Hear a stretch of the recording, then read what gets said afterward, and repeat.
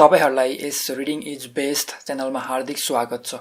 आज म यस भिडियोमा हामीले कसरी हाम्रो आफ्नो अटोमेटिक थटलाई इभ्यालुएट गर्ने र त्यसलाई चाहिँ ब्यालेन्स अथवा न्यूट्रल थटले रिप्लेस गर्ने भन्ने बारेमा कुरा गर्न गइरहेको छु।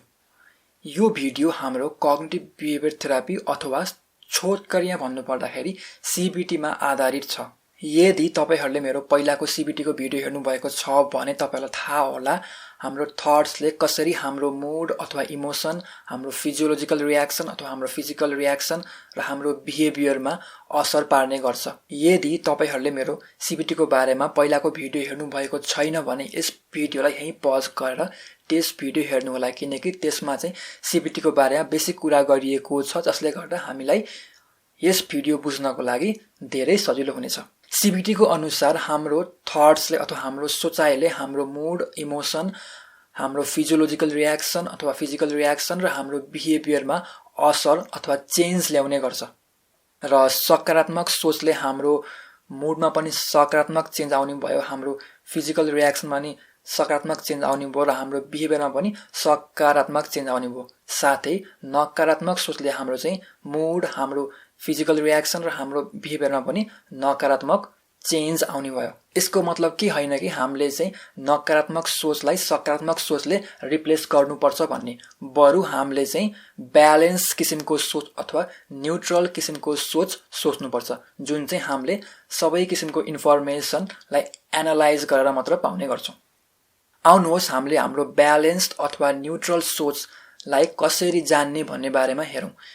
यसको लागि हामीले एउटा एक्जाम्पल लिएर हेर्नेछौं। रामले हरिलाई कल गरेको थियो, तर हरिले रामको फोन उठाएन। आफ्नो साथीले आफ्नो फोन नउठाएकोमा रामको दिमागमा विभिन्न किसिमको सोचहरू आउन थाल्यो। रामले सोच्न थाल्यो, के मैले गल्ती गरे होला त? के मैले हरिको चित्त दुखाए होला त? कि ममा नै के खराबी छ? अथवा म अरूभन्दा एकदम बोरिङ छु, त्यही भएर हरिले मलाई इग्नोर गरेको हुनुपर्छ। हाम्रो दिमागमा कस्तो किसिमको सोच आउँछ भन्ने कुरा हाम्रो पहिलाको एक्सपिरियन्स, हाम्रो भोगाई र हाम्रो बिलिफ सिस्टममा भर पर्ने गर्छ। तर यदि हामीले चाहिँ रामको जस्तै गरेर सोच्यौं भने चाहिँ अभियसली हामीमा चाहिँ नकारात्मक किसिमको फिजिकल इमोसनल चेन्ज आउने गर्छ, साथै बिहेभियरमा समेत नकारात्मक चेन्ज आउने गर्छ। हामी चाहिँ सेल्फ डिस्ट्रक्टिभ बिहेभियर अथवा आफैलाई हानि गर्ने खालको बिहेभियरमा इन्गेज हुन सक्छौं। यस किसिमको अवस्थामा हामीले सीबीटी को टेक्निक प्रयोग गरेर हामीले हाम्रो अटोमेटिक थट अथवा अटोमेटिक सोचलाई एउटा ब्यालेन्स अथवा न्यूट्रल सोचले रिप्लेस गर्ने गर्छौं। सबभन्दा सुरुमा हामी चाहिँ हाम्रो इमोसन अथवा मूडको बारेमा अवेर हुनुपर्छ। यदि हाम्रो मूड अथवा हाम्रो इमोसनमा चाहिँ र्यापिडली अथवा एक्कासी चेन्ज आयो अथवा धेरै चेन्ज आयो भने चाहिँ हामीले के सोध्नुपर्छ आफूले आफूलाई भन्दाखेरि, यतिखेर मेरो दिमागमा कस्तो खाले सोच आइरहेको छ अथवा यतिखेर मैले के सोचिरहेको छु। किनकि धेरै जस्तो अवस्थामा हामी चाहिँ हाम्रो अटोमेटिक थटको बारेमा चाहिँ अवेर हुँदैनौं, त्यसको बारेमा हामीलाई जानकारी नै हुँदैन, किनकि अटोमेटिक थट चाहिँ अटोमेटिकली आउने गर्छ र यो क्विक पनि हुने गर्छ, छिटै आउने गर्छ र यो अटोमेटिक पनि हुने गर्छ। यस कारणले हामीले चाहिँ हाम्रो त्यो अटोमेटिक थट्सले ल्याएको इमोसनलाई मात्र नोटिस गर्ने गर्छौं, किनकि अटोमेटिक थट्स आउँछ अनि गइहाल्छ, बरु इमोसन चाहिँ हाम्रो लामो समयसम्म रहिराख्छ। यसरी हामीले हाम्रो अटोमेटिक थट्सको बारेमा थाहा पाउन सक्छौं अथवा हामीले हाम्रो अटोमेटिक थट्सलाई आइडेन्टिफाई गर्न सक्छौं। यसो गरेपछि अब हामीले हाम्रो अटोमेटिक थटलाई सपोर्ट गर्ने खालको र सपोर्ट नगर्ने खालको एभिडेन्स अथवा प्रमाण खोज्ने गर्छौं। यस एक्जाम्पलमा हाम्रो रामले पनि यही टेक्निक प्रयोग गरेर आफ्नो अटोमेटिक थट्सलाई आइडेन्टिफाई गर्न सक्यो र अब उसले चाहिँ आफ्नो अटोमेटिक थट्सलाई सपोर्ट गर्ने खालको एभिडेन्स अथवा प्रमाण र सपोर्ट नगर्ने खालको एभिडेन्स खोज्ने गर्छ। त्यसको लागि रामले चाहिँ आफूले आफूलाई के सोध्ने गर्छ भन्दाखेरि चाहिँ मेरो अटोमेटिक थटलाई सपोर्ट गर्ने खालको एभिडेन्सहरू चाहिँ के हुन् त? यस्तो एभिडेन्सहरूलाई हामीले खोज्दाखेरि चाहिँ हामीले चाहिँ हाम्रो इन्टरप्रिटेसनलाई भन्दा पनि हामीले फ्याक्टलाई बढी फोकस गर्नुपर्ने हुन्छ। यस एक्जाम्पलमा रामको इन्टरप्रिटेसन यस प्रकार हुन सक्छ, हरि चाहिँ हिजोको इभेन्टले गर्दा अथवा हिजोको अवस्थाले गर्दा मसँग एकदम रिसाएको हुनुपर्छ, उसले मलाई सधैँ इग्नोर गर्ने गर्छ। यी भए रामको त्यो अवस्थाको इन्टरप्रिटेसन। साथै रामको लागि फ्याक्टहरू यस प्रकार हुन सक्छ, हरिले मेरो फोन उठाएन। यो चाहिँ रामको लागि फ्याक्ट भयो। यसरी रामले आफ्नो अटोमेटिक थटलाई सपोर्ट गर्ने खालको एभिडेन्सहरू पत्ता लगाउन सक्छ। यति गरिसकेपछि रामले फेरि अब आफ्नो अटोमेटिक थटलाई सपोर्ट नगर्ने खालको एभिडेन्स अथवा प्रमाण पत्ता लगाउनु पर्ने हुन्छ। यसको लागि उसले आफूले आफूलाई यस्तो प्रश्न गर्न सक्छ, मेरो अटोमेटिक थटलाई सपोर्ट नगर्ने खालका एभिडेन्सहरू अथवा प्रमाणहरू चाहिँ के हुन् त? सामान्य रूपमा आफ्नो अटोमेटिक थटलाई सपोर्ट नगर्ने खालको एभिडेन्स पत्ता लगाउन धेरै गाह्रो हुने भएको हुनाले चाहिँ मैले यहाँ 5 वटा प्रश्नहरूको लिस्ट बनाएको छु। यदि तपाईहरूले यस 5 वटा प्रश्न आफूले आफूलाई सोध्नु भयो भने तपाईहरूले चाहिँ आफ्नो अटोमेटिक थटलाई सपोर्ट नगर्ने खालको एभिडेन्स पत्ता लगाउन सक्नुहुन्छ। हाम्रो पहिलो प्रश्न छ, यदि मेरो मिल्ने साथी वा मैले माया गर्ने व्यक्तिलाई यस्तो सोच आएको भए मैले उनीहरूलाई के भन्थे होला? हाम्रो दोस्रो प्रश्न छ, आजको 5 वर्षपछि यदि मैले यो अवस्थालाई फर्केर हेरेँ भने के मैले फरक तरिकाले हेर्थे होला त? के मैले हालको अवस्थाको छुट्टै भाग अथवा छुट्टै पाटोलाई ध्यान दिन्थे होला त? यो भयो हाम्रो दोस्रो प्रश्न। आउनुहोस् हामीले अब तेस्रो प्रश्न हेरौँ। यदि मेरो मिल्ने साथी वा मैले ख्याल गर्ने व्यक्तिलाई मैले यस्तो सोचिरहेको छु भन्ने कुरा थाहा भयो भने उनीहरूले मलाई के भन्थे होला? उनीहरूले मलाई कस्तो खाले प्रमाण दिन्थे होला जसले चाहिँ मेरो सोच 100% छैन अथवा 100% सही होइन भन्ने सङ्केत दिन्थे होला? अब हामी हाम्रो चौथो प्रश्न हेर्छौँ। के म यस्तो अवस्थामा पहिले नै परेको छु? त्यतिखेर के भएको थियो?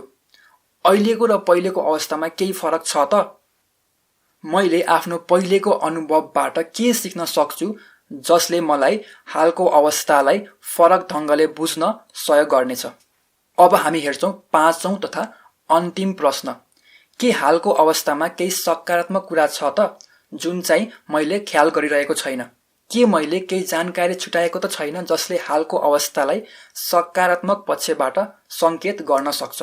यति प्रश्न गरेपछि रामले अवश्य नै आफ्नो अटोमेटिक थटलाई सपोर्ट नगर्ने खालको एभिडेन्स अथवा प्रमाणहरू पत्ता लगाउन सक्नेछ। रामको लागि उसको अटोमेटिक थटलाई सपोर्ट नगर्ने खालको एभिडेन्सहरू यस प्रकार हुन सक्छन्। मैले हरिलाई चाहिँ रङ टाइममा कल गरिरहेको छु। यतिखेर चाहिँ ऊ चाहिँ काममा बिजी हुन्छ र आफ्नो मोबाइललाई साइलेन्ट मोडमा राख्ने गर्छ। हरि मेरो मिल्ने साथी हो। सामान्य रूपमा मैले हरेक अवस्थालाई चाहिँ नकारात्मक रूपमा हेर्ने गर्छु किनकि मेरो कन्फिडेन्स र मेरो सेल्फ इस्टिम एकदम लो छ र विगतमा पनि यस्तै घटना घटेको थियो र मैले यस्तै घटनालाई चाहिँ मिसइन्टरप्रेट गरेर अथवा नकारात्मक रूपमा हेरेर धेरै दुखी भएको थिएँ। यति गरेपछि अब हामीले हाम्रो न्युट्रल अथवा ब्यालेन्स थटलाई पत्ता लगाउने गर्छौँ। त्यसको लागि हामीले हाम्रो अटोमेटिक थटलाई सपोर्ट गर्ने र सपोर्ट नगर्ने खालको एभिडेन्सहरूलाई राम्रोसँग हेर्ने गर्छौँ। यसमा हामीले दुईटै सकारात्मक र नकारात्मक पक्षहरूलाई राम्रोसँग हेरेर सबै प्रकारको जानकारीहरू प्राप्त गर्ने गर्छौँ। हामीले हाम्रो ब्यालेन्स थट पत्ता लगाउनको लागि यस प्रकारका दुईटा प्रश्नहरू आफूले आफूलाई सोध्न सक्छौँ। यसको लागि हाम्रो पहिलो प्रश्न छ, यदि मैले ख्याल गर्ने व्यक्ति यस्तो अवस्थामा भएको भए, यस्तो सोचाइ सोचिरहेको भए र यस्तो जानकारी तथा तथ्यहरू भएको भए मैले हालको अवस्थालाई कस्तो वैकल्पिक ढङ्गले हेर्न सल्लाह दिन्थे होला? साथै हाम्रो दोस्रो प्रश्न छ, यदि मलाई ख्याल गर्ने व्यक्तिलाई मैले यस्तो सोचिरहेको छु भन्ने बारे थाहा भएमा त्यस व्यक्तिले मलाई हालको अवस्थालाई फरक ढङ्गले बुझ्न कस्तो सल्लाह दिन्थे होला? यति प्रश्न गरेपछि रामको ब्यालेन्स्ड अथवा न्युट्रल थट चाहिँ यस प्रकार हुन सक्छ। हरि हिजो घटेको घटनाले गर्दा अपसेट भएको हुनुपर्छ, तर ऊ भनेको मेरो मिल्ने साथी हो, ऊ चाहिँ मेरो बेस्ट फ्रेन्ड हो। यसको बारेमा मैले खासै चिन्ता गर्नु पर्दैन, म बस उसँग गएर माफी मागे पुग्छ। हरिले मेरो फोन उठाएन किनभने यति बेला ऊ सामान्य रूपमा बिजी नै हुने गर्छ र आफ्नो मोबाइललाई साइलेन्ट मोडमा राख्ने गर्छ। यस्तो किसिमको न्युट्रल अथवा ब्यालेन्स थट पत्ता लगाइसकेपछि रामको मुडमा अथवा रामको इमोसनमा साँच्चै नै सकारात्मक चेन्ज आउनेछ र रामले पहिलाभन्दा धेरै राम्रो फिल गर्नेछ। यसरी हामीले पनि हाम्रो मुडमा सडनली चेन्ज आयो अथवा एक्कासी चेन्ज आयो भने चाहिँ यस्ता प्रश्नहरू सोधेर ब्यालेन्स थट अथवा न्युट्रल थट पत्ता लगाउन सक्छौँ। त्यसको लागि हामीले के गर्नु पर्यो भन्दाखेरि चाहिँ हामीले हाम्रो इमोसन अथवा हामीले हाम्रो मुडमा ऱ्यापिड चेन्ज अथवा सडन चेन्ज नोटिस गर्ने बित्तिकै अथवा पत्ता लगाउने बित्तिकै हामीले आफूलाई के प्रश्न गर्नु पर्यो भन्दाखेरि चाहिँ यति बेला मेरो दिमागमा के सोचाइ आइरहेको छ अथवा यतिखेर मैले के सोचिरहेको छु। आफ्नो अटोमेटिक थट पत्ता लगाएपछि हामीले अब आफ्नो अटोमेटिक थटलाई सपोर्ट गर्ने र आफ्नो अटोमेटिक थटलाई सपोर्ट नगर्ने खालको एभिडेन्सहरू खोज्ने गर्छौँ, जसको लागि मैले माथि दिएको प्रश्नहरू आफूले आफूलाई सोध्न सक्नुहुन्छ र यसरी आफ्नो अटोमेटिक थटलाई सपोर्ट गर्ने र सपोर्ट नगर्ने खालको एभिडेन्सहरू पत्ता लगाइसकेपछि दुईटैलाई राम्रोसँग हेरेर राम्रोसँग ख्याल गरेर राम्रोसँग बुझेर हामीले हाम्रो ब्यालेन्स अथवा न्युट्रल थटलाई पत्ता लगाउन सक्छौँ। यसरी हामीले हाम्रो डिस्ट्रेसिङ अथवा तनाव दिने खालको अटोमेटिक थटलाई पत्ता लगाएर त्यसलाई अलि ब्यालेन्स्ड अथवा न्युट्रल किसिमको थटले रिप्लेस गर्न सक्छौँ, जसको कारणले हामीले अवश्य नै राम्रो खाले मुड अथवा राम्रो खाले फिजियोलोजिकल रियाक्सन पाउने गर्छौँ अथवा हामीमा चाहिँ सकारात्मक चेन्ज अवश्य नै आउने गर्छ।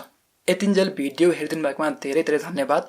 यदि तपाईँलाई यो भिडियो मन पर्यो भने लाइक गर्नु होला र तल गएर कमेन्ट पनि गर्न सक्नुहुन्छ। र once again thank you for watching this video र यस किसिमको थप भिडियो हेर्नको लागि मेरो च्यानलमा सब्सक्राइब पनि गर्नुहोला।